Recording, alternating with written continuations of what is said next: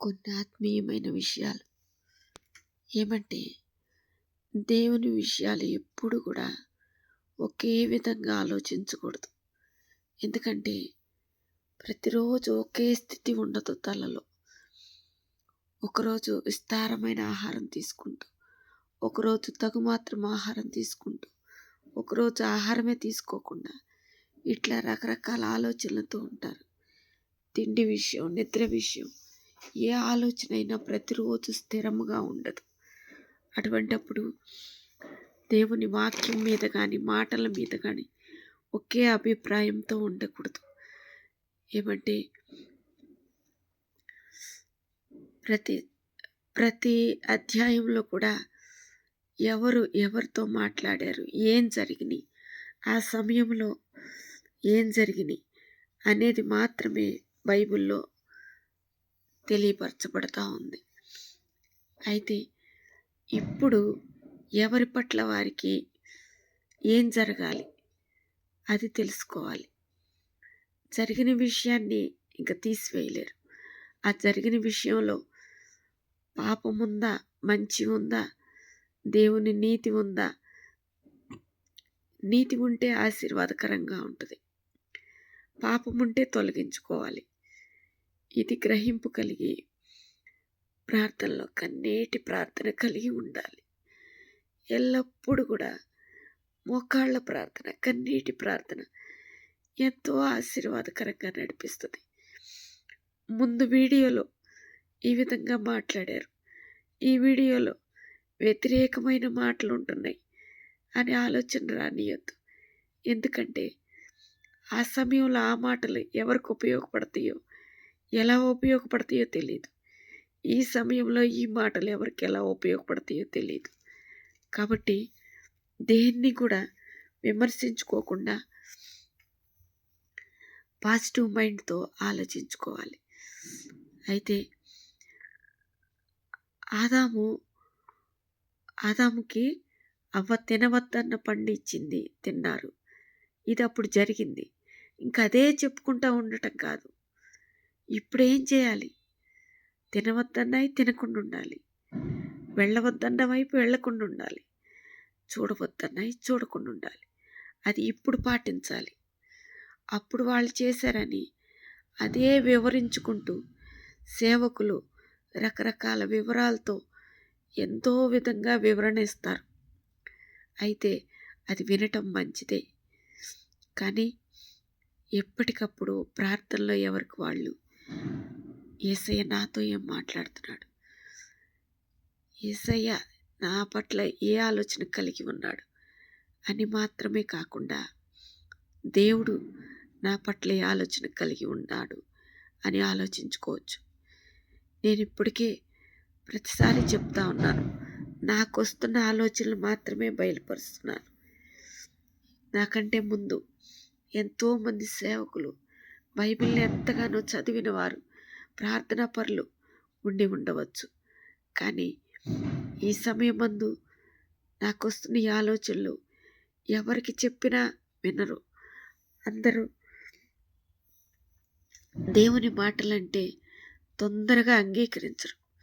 ఎందుకంటే వారిలో కూడా రక్షణ ఉంటేనే ఈ మాటలు వారి వద్దకు చేరుతాయి.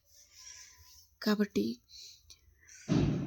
ఇప్పుడు ఇలా చెప్తే వీడియో ద్వారా రక్షింపబడిన వారు కొంతమంది ఉంటారు, కొత్తగా రక్షణకు వచ్చిన వారు, వారికి ఉపయోగపడతాయని మాట్లాడుతూ ఉంటున్నాను.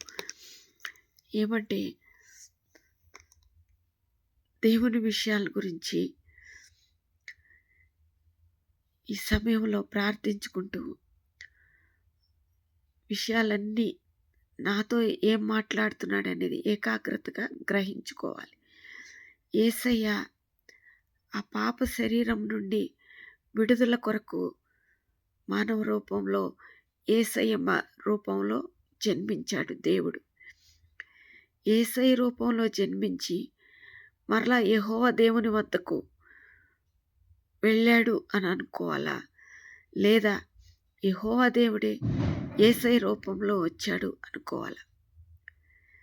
చివరికి యెహోవా దేవుడు యేసయ్య కలిసి పరిశుద్ధాత్మ రూపంలో మారారు అనుకోవాలి. ఇట్లా ఎన్నో అర్థాలు ఉంటాయి. అయితే క్రొత్తగా రక్షణలోనికి వచ్చిన వారికి ఒక విధంగా అర్థమవుతూ ఉంటాయి దేవుని మాటలు. ఎన్నో సంవత్సరాలు ప్రార్థనలో ఉన్నవారికి ఒకలాగా అర్థమవుతాయి. ఇది దేవుని విషయాలు దేనితో పోల్చకూడదు. అయినా ఒక అర్థమయ్యే భాష కోసం ఒక చిన్న వివరణ ఇస్తున్నాను. రోజువారీ విషయాలు ఏమంటే, ఏ వంట చేస్తున్నా కూడా ఉప్పు, కారం, పసుపు ఇవి కామన్గా వేస్తూ ఉంటారు. అయితే దాంట్లో కూరగాయలు మారచ్చు, నూనె వేసే కొలత మారచ్చు, ఇంకా మసాలాలు వేయటం, తాలింపులు వేయటం, ఇట్లా ఎన్నో మార్పులు ఉంటా ఉంటాయి. అయితే రోజు ఇక ఉప్పు, కారం, పసుపు ఇదే అనే విసుగుదల కాకుండా ఆ వేసిన కూరగాయలను బట్టి, ఆ స్థితిని బట్టి ఆహారం రుచికరంగా ఎలా మార్చబడుతుందో అట్లాగే చేసుకున్న భారమైన కన్నీటి ప్రార్థనను బట్టి, చదువుకున్న వాక్యాన్ని బట్టి, చుట్టూ లోకం వైపు చూసి ఆలోచించిన విధానాన్ని బట్టి దేవుని సన్నిధి కూడా రుచికరంగా ఉంటుంది. ఎట్లా అంటే, చూడవద్దన్నాయి చూడనప్పుడు, వినవద్దన్నాయి విననప్పుడు ఎంతో బాగుంటుంది. అయితే చూడమన్నాయి చూడాలి. దేవుని విషయాలు చూసి తెలుసుకోవాలి. వాక్యం చూస్తేనే దేవుని విషయాలు కొన్ని అర్థమవుతూ ఉంటాయి. ఆ సమయంలో దేవుడు స్వయంగా దిగి వచ్చి మాట్లాడాడు.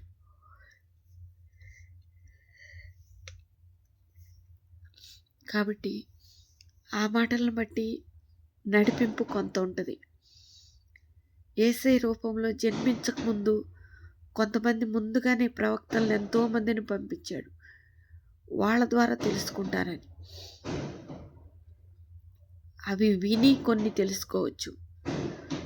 ఆచరణలో చూపించాడు, వాటి ద్వారా కొన్ని తెలుసుకోవచ్చు. ఇట్లా దేవుని మాటలు రకరకాలుగా బయలుపరచబడుతూ ఉంటాయి.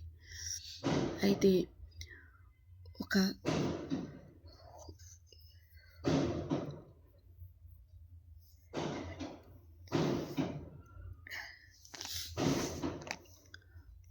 ఆత్మీయమైన యాత్ర కూడా ఇలాగే ఉంటుంది. క్రొత్తగా జన్మించిన వారికి ప్రార్థనలో ఎలా ఉంటుందంటే, చీకటిలో నుండి వెలుగులోనికి వచ్చినట్టుగా అనిపిస్తుంది. వెలుగులో నుండి చీకటిలోనికి వెళ్ళి ప్రార్థించుకోవాలని అనిపిస్తుంది. ఆ చీకటిలోనికి వెళ్ళి ప్రార్థించుకోవటం ద్వారా శాశ్వతమైన వెలుగు చూడగలుగుతూ ఉంటారు. ఇలా మరికొన్ని విషయాలు